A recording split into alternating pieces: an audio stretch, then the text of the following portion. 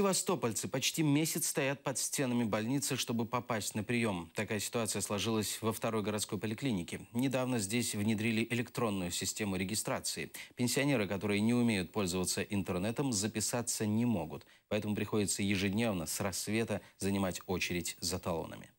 Вчера я стояла здесь с полшестого. С полшестого, даже раньше, утра. И уже народу было здесь видимо-невидимо. Гематолог меня прислал сюда. Я здесь записался в журнале. Я только попал через 23 дня к терапевту. Это ужас какой-то. Сейчас журналы вообще убрали. Нет предварительной записи. Чтобы попасть месяц, это надо ходить сюда. То в 5 часов придешь, то в 4 часа придешь, то нету талона у них уже. Я уже хожу неделю. Мне нужен терапевт, чтобы оформить курортную карту. Первый раз я только переехала в этот город и вот зарегистрировалась недавно, и я в шоке от ситуации, что нужно приходить как минимум в 6 утра, чтобы хотя бы попасть на прием к врачу, хотя бы к одному, поскольку по паспорту выдают только один талон. Вчера было человек 600.